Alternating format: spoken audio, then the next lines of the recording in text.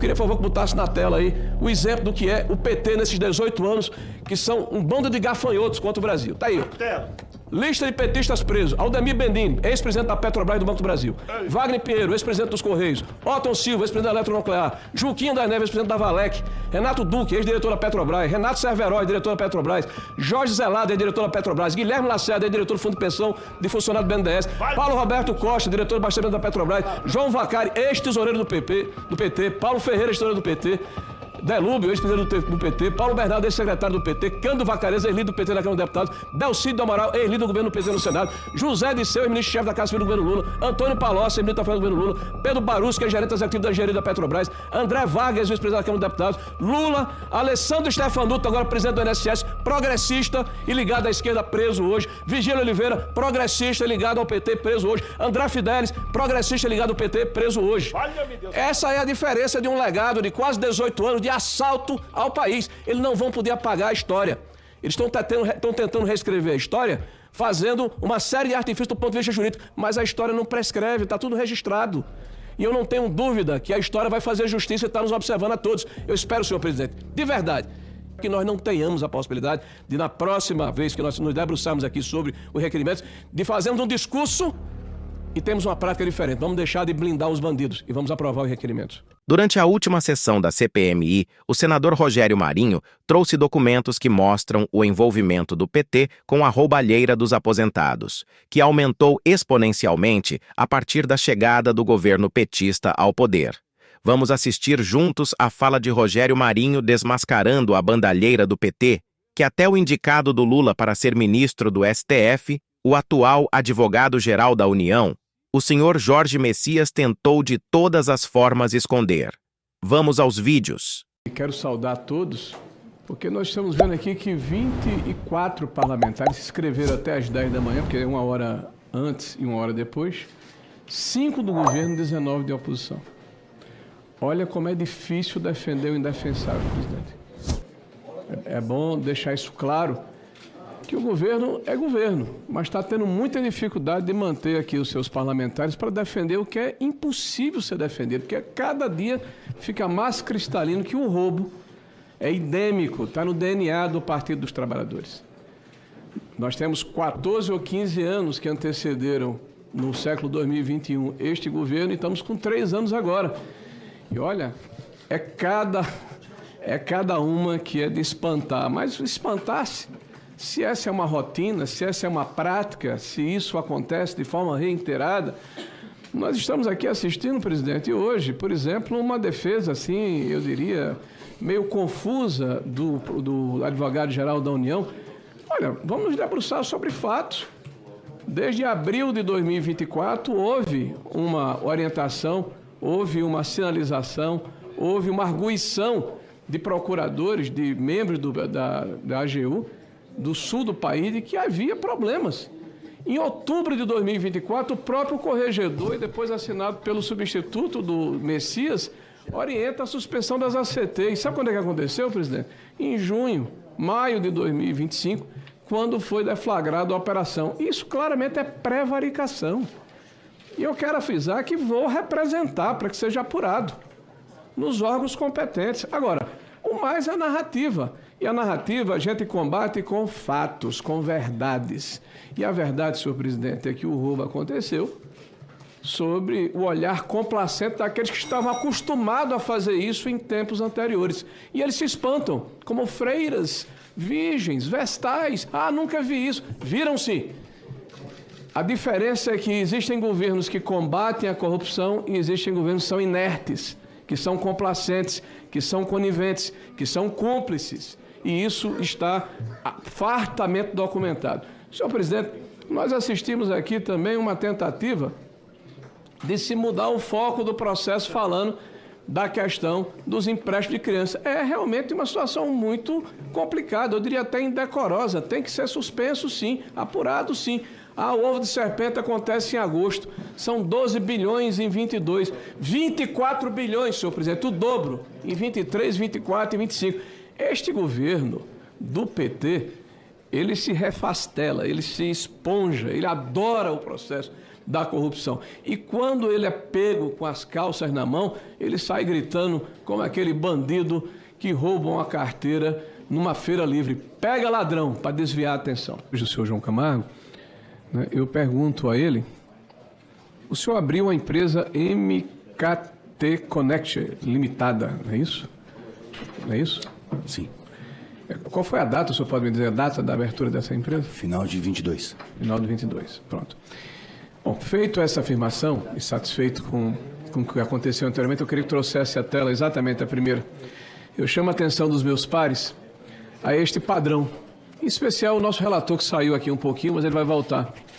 Vejam que após a eleição do presidente Lula, no final de outubro de 2022, aqueles que passaram 14 ou 15 anos depredando, depenando, né, o patrimônio público brasileiro, né, que se especializaram em diversos escândalos, os mais variados, voltaram à cena do crime.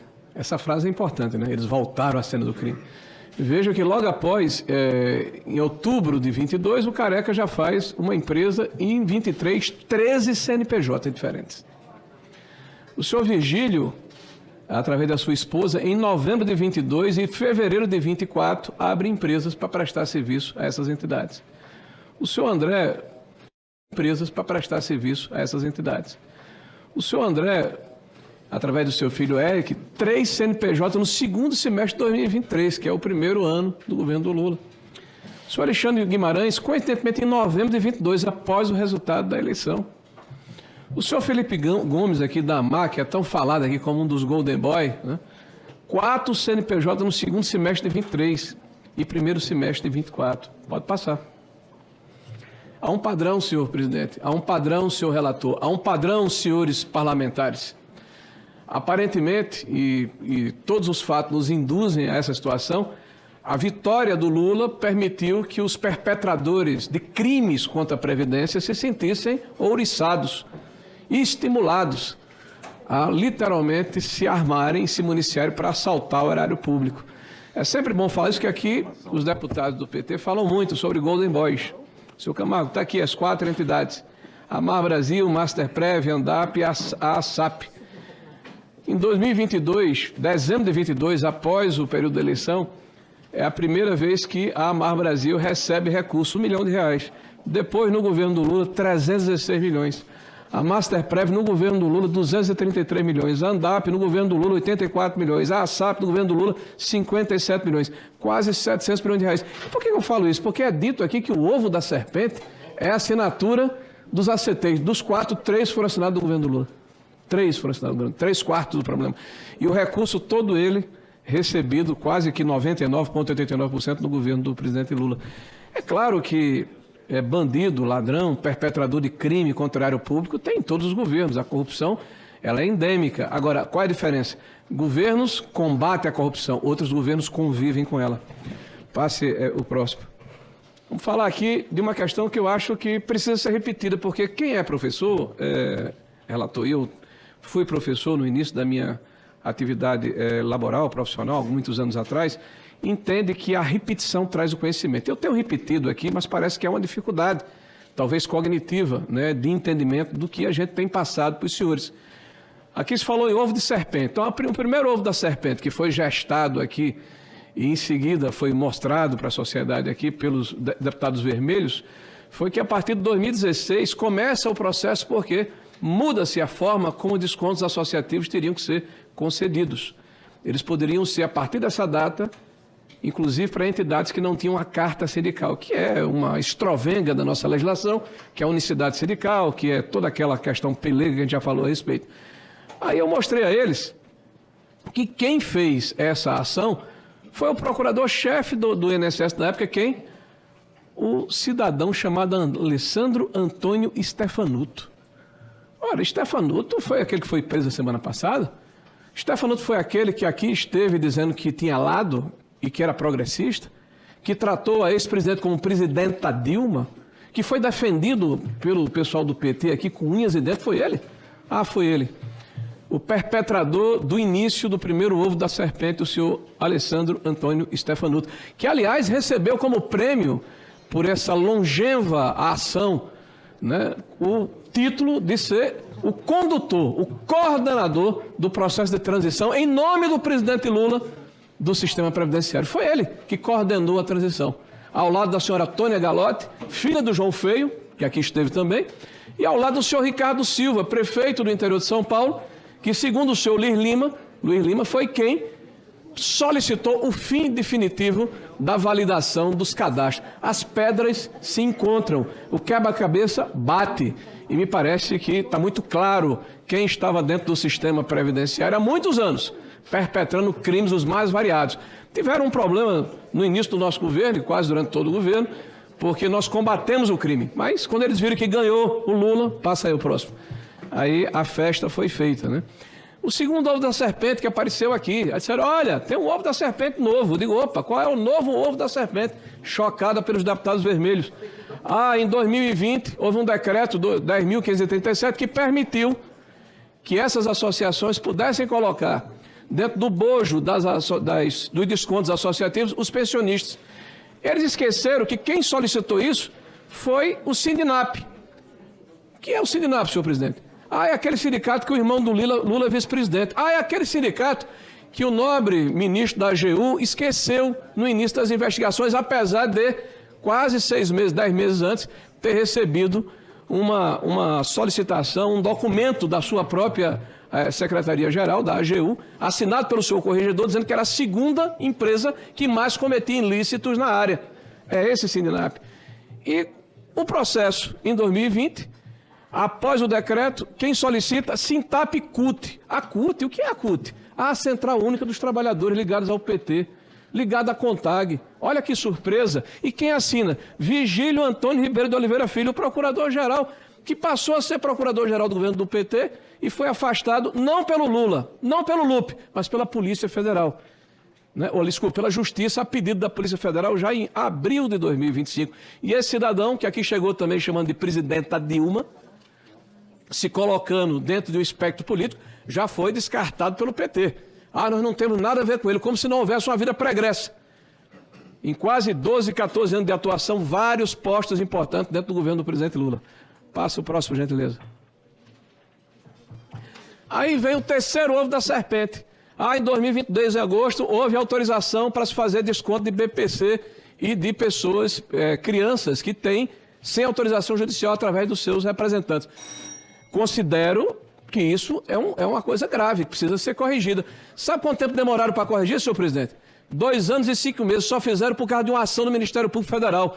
E nesse período, 2022, deu 2,2 bilhões, e 23, 24 e 25, 26, 34 bilhões de reais. 15 vezes mais no governo do PT. E o PT só se movimentou porque foi obrigado pela Justiça Federal. A exemplo das outras ações. Passe. A AGU, hoje, foi alertada sobre o INSS e Messias ignorou o caso do sindicato do irmão do Lula. A gente viu aqui, eles se revezaram no microfone. O senhor Messias é gente do bem. Acredito. Só que claramente ele prevaricou. E se ele prevaricou, é crime. E como crime, como os outros, tem que responder por ele. É simples assim. Não sou eu que estou afirmando, não.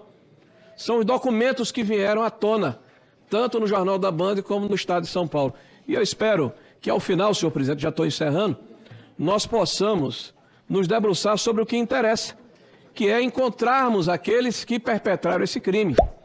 É encontrarmos aqueles que se beneficiaram com esse crime. E vamos deixar aqui de cortina de fumaça. Existem uma série de requerimentos importantes que precisam ser aprovados, eu não tenho dúvida que a gente vai contar com o apoio de todos. E a gente tem que comemorar, presidente, porque, para mim, uma das ações mais importantes dessa comissão acabou de maneira definitiva o desconto associativo, a vitória para os aposentados.